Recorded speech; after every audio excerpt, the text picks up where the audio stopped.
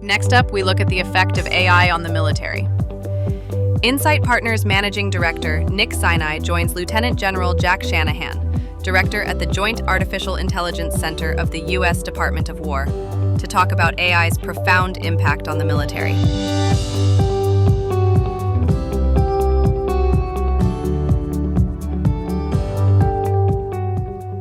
All right, good morning. I'm super excited for this session. Justin Finelli, the CTO of the Navy, was unable to join us, so it's just us, more time for General Shanahan. I usually don't do this, but I want to give you a little context just about how awesome Jack is. So he retired in 2020 after a 36-year military career. His final assignment was as the inaugural director of the DoD Joint AI Center. Served in a variety of operational and staff positions, started off as a fighter pilot, flying, intelligence, policy, command and control. You've commanded at the squadron, group, wing, agency, and numbered Air Force levels. And you were also the first director of the Algorithmic Warfare Cross-Functional Team, Project Maven, as it's known, which established and led DoD's Pathfinder AI fielding program, bringing AI capabilities to intelligence collection and analysis. Jack is also an advisor to Insight, and we're really honored to have his expertise and wisdom. So welcome, General Shanahan. Thanks, Nick. Thanks. Always good to be talking with you and to this audience this morning. Thank you. Yeah, this will be a lot of fun. Maybe just as a scene setter, just a little bit of context about how the Department of Defense is similar and different from we have mostly an enterprise audience here, so it'd just be fun to kind of compare and contrast. It's easy to say that the Department of Defense and the Pentagon is so different than anything else that you can't compare it, but that's really not true, especially when it comes to AI. I know many of the companies represented in this room are what I would call probably on the startup side or the tech side, but for anybody that is in or has been in a big sort of pre-digital age company, the similarities are striking. It's the same problems about how do I bring AI at speed and scale to what I would call a hardware company born in the industrial age that wants to become a software company in the digital age. That is not different than a big bank, a big healthcare company, or anybody else who knows what the right direction is, but doesn't quite understand what it will take to get there. So there are differences. The difference is probably the biggest one is we go to combat operations and we go out and fight and try to win wars. But everything else other than that, the administrative part, the medical piece of that, personnel management, is just like any other industry. So the challenges, I think, are mostly the same. And I look at what the slide this morning, the three concentric circles or overlapping circles. And it was data center, scaffolding, and LLMs. Unfortunately, in the Pentagon, those are not overlapping circles. They're very distinct circles, and that is the challenge. It's a challenge is how do I bring the infrastructure at scale to accelerate adoption of AI? And I will say, having started this in 2017 with this thing called Project Maven, we'll talk a little bit more about that. But 8 years later, we're not where we need to be in the government writ large, but for sure not in the Department of Defense, for all the reasons we can talk about that will surprise nobody in this room. So it needs to go a lot faster would be the big thing. But I think any company would say we all need to go a lot faster. The question is, can the Pentagon ever keep up to the speed of change that's happening in the industry? So let's jump into some examples. Maybe we could talk about how AI is being used. You led kind of this flagship program. Personally, I'm excited about the less sexy stuff, right? The procurement, which takes forever, the hiring and the talent management and all of those kinds of things. We still live in a very static, paper-based kind of military. But let's talk about the robots. Let's talk about the drones. Let's talk about the sexy stuff. Yeah. So this thing that we call Project Maven, the Algorithmic Warfare Cross-Functional Team, which nobody knows what that means, so it's okay. It was called Project Maven. That was our Pathfinder project. And to make it very short, we had Intel analysts looking at drone video for 10 hours at a time. Mind-numbing work. 8 hours of sheer boredom, 2 hours of sheer terror, people living, dying in combat overseas, Iraq, Afghanistan, elsewhere. And we were running out of people to watch this video. It's a classic problem. There's nothing about the problem other than the context of it that will surprise anybody. And we were trying to figure out, we were getting more and more of these sensors of every type, from undersea to outer space, of every classification level, and everything else in between. I call it a catastrophic success story. More collection from more places than at any point, quite literally any point in history. Yet we didn't have the people to be able to analyze all of that data. So we gave a project to a very dynamic, disruptive, innovative Marine Corps colonel and said, Colonel, figure out what we can do to help solve this problem. We looked around in the Department of Defense and didn't find anything. The research labs were doing fantastic research. I'll never say anything negative about our research labs in the military, but there was nothing that was available to be fielded out in combat operations within 8 months. That was our goal. From start to finish, first models downrange in 8 months. Went out to Silicon Valley and instantly CEOs of startup companies, many of you probably in this room, very similar backgrounds, said, yeah, we think we got something for you. It's called computer vision. And that was the extent of the requirements process. We didn't go out with a stack of requirements this big and said, hey, we need something to help this analyst do object detection, classification, and tracking on the battlefield. What do you got? And from that point on, we embarked on a pilot project with 4 or 5 startup companies, and then we got Google on contract to take on one of our wicked hard problems, which was a very strange sensor that was very high res and look at an entire city simultaneously. We put a pilot project together. The number 2 person in the Department of Defense said, go forth, from now on you're Project Maven. But that was the essence of it. I call this the Wright brothers moment. That's how crude this was back then. But it was commercial technology. That's probably my most important point. We learned very quickly the philosophy of commercial first. And I took that philosophy when I moved over to stand up this thing called the Joint AI Center. We were not going to invent this in the Department of Defense, and we'd be crazy for even trying.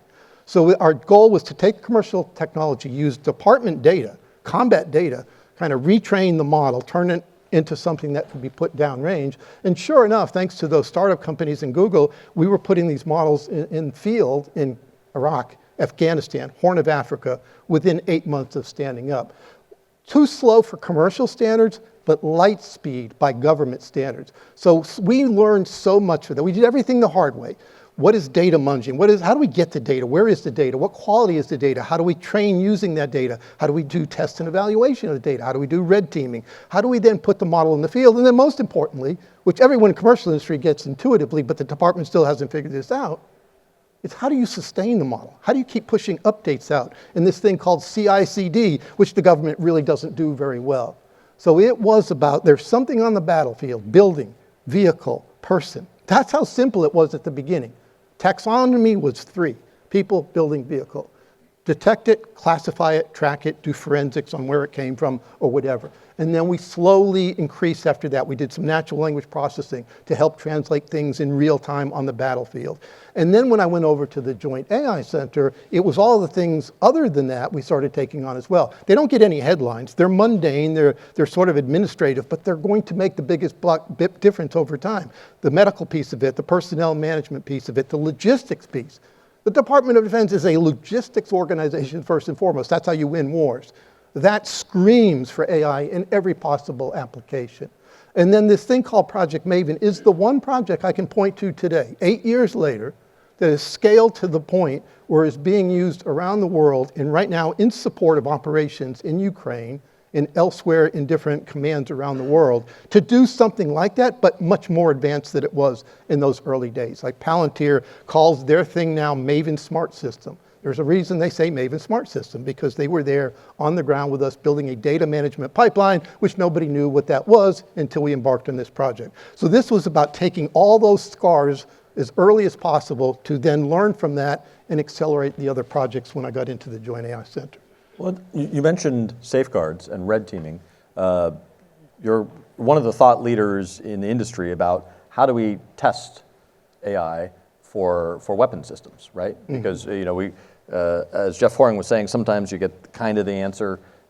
You can't have mostly right when you're talking about combat, when you're talking about targeting, when you're talking about these things. I'm curious. Can you talk a little bit about how we're doing testing, how testing can improve with AI, and how we think about continuously updating the algorithms? Yeah, again, it doesn't, you won't see this in many stories, but every time I talk about AI in the military, podcasts, speeches, whatever I do, I want to talk about test and evaluation. It was so important to us that I stood up a division in this Joint AI Center just dedicated to testing and evaluation. Because with my background, on a hardware side of the house, you never got into an airplane without knowing that it had been through a very rigorous and disciplined test and evaluation process. Why should it be any different for software? It could be a lot faster, but the core of this is, even though I said commercial first philosophy, it was a trust but verify with our commercial friends and partners. Bring your capabilities in, tell us you did testing evaluation, and I'll trust you up to a certain point, but we have to do an independent third-party assessment of that through testing and evaluation. So I would say and claim, thanks to Dr. Jane Panelists at Johns Hopkins, who started this for us, she set the entire department down the right path on test and evaluation of AI that has grown continually over time. Nobody told us to do it, but without that, I would never put it into a warfighter's hand. All of you understand the importance of testing, but it does bring sort of a new dimension to it when you talk about life and decisions. And it's sort of a separate but equal part of this is red teaming.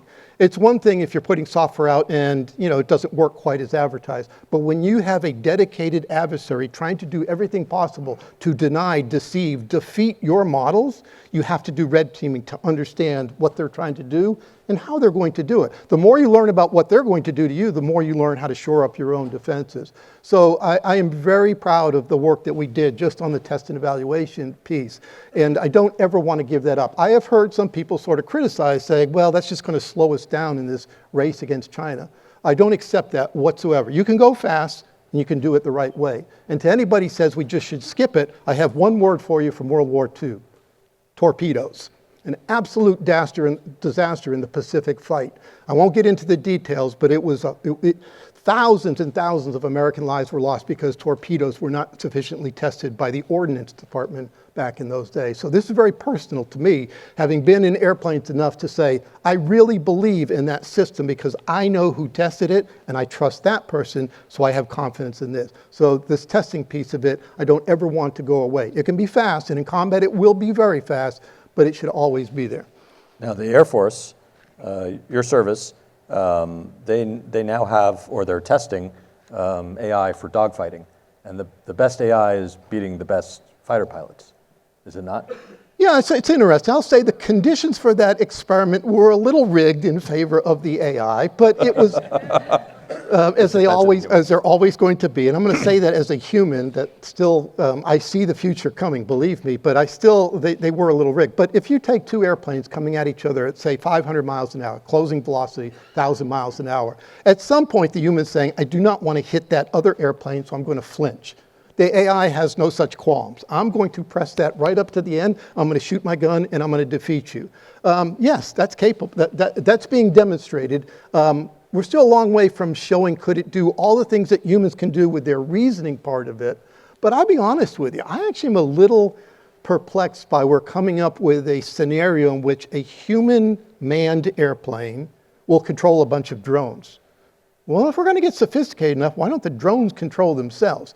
That is the legacy, the vestiges of the human piece of the United States Air Force. I think it's a good transition, to be honest with you. I think that's why they're doing it. But over time, I don't want to get in the way if the machines can get smart enough and autonomous and do the things that we know that they're capable of doing if you do the sufficient test and evaluation. But yes, that world is coming upon us. Well, I was on the train down to New York. I was watching a video of you doing a recent debate about kill switches and this idea of should there be a human in the loop? Where should the human be in the loop?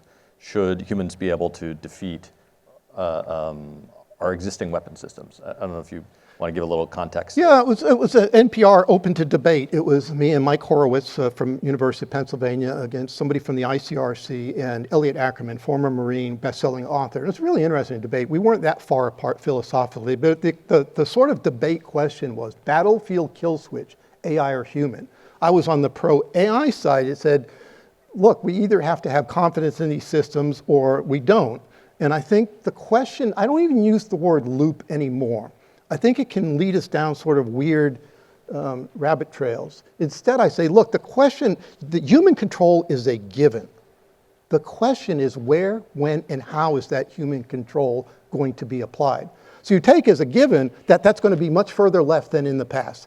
I think we've got to focus much more on the design and development phase of this. This applies just as much to autonomous cars in the commercial world as it does to what we're talking about in combat, although the decisions could quite literally result in death on the battlefield. So I take this very seriously, but on the other hand, I think it's doable where if you kind of do sort of legal by design principles and ethics by design principles. I don't want machines to be ethical, they cannot, but I think you can design them in a way that they can follow the Department of Defense's AI ethics principles, which exist, and that through some form of human correction and feedback, you can make sure they don't go rogue. So I do not want emergent behavior in the battlefield. I don't. That's my red line. I do not want machines deciding how to make life and death and decisions on their own.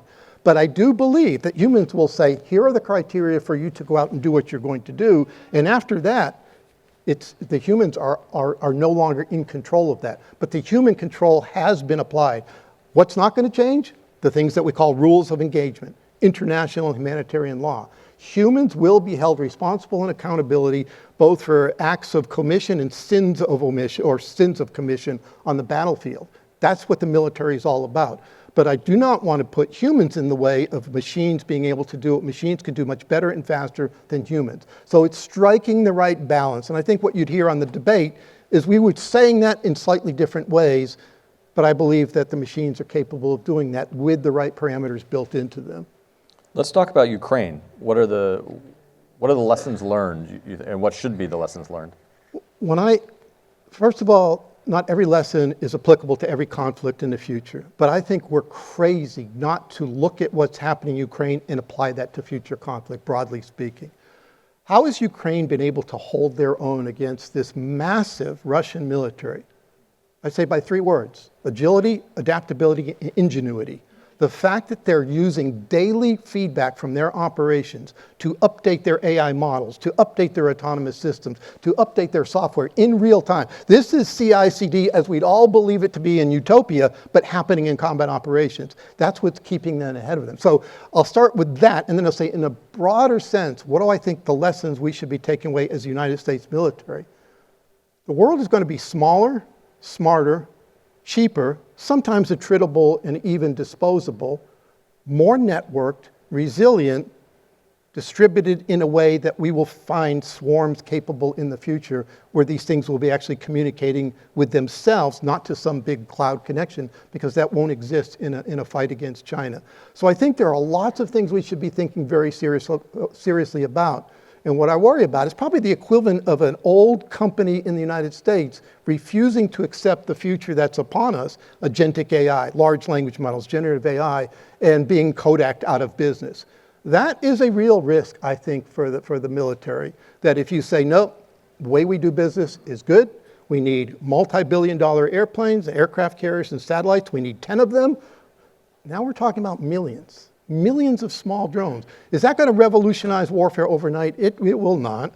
Like everything else, it's going to take some time. It will change culture. You need to come up with new ways of operating. You're going to have to redesign and reform your organization. So it's all of this put together. But I do fear we're going to live in this legacy world and miss what's happening on the outside. That's why it was a wake-up call for me in 2017 to go out to the Valley and say, holy, what the hell has happened out here? We missed this. So there's a whole story behind that, but I do think that's the real danger here. Let's talk about the workforce. I mean, there's some really good previous speakers who were talking about the opportunities for employees to embrace AI, how to think about the changing nature of the workforce. There's been kind of an emphasis on the fitness of our uniformed troops. But maybe we need a little bit more video game kind of expertise here. Yeah, let me answer this question carefully. When I was working 90 hours a week standing up this thing called the Joint AI Center, even with that workload, a month before my annual physical fitness test, I was out there trying to get in shape for it because that mattered to me. It's always going to matter. Physical fitness is important. However, in a fight against China, if the United States is looking to take down China's AI models, deceive them, deny them, crush them, corrupt their data, who do I really want? Somebody that won a video game in their teenage years and have kept at it over and over. Do I really care that they can do 55 push-ups? Not necessarily. So it's always is, yes, we want a fit force. I'm never going to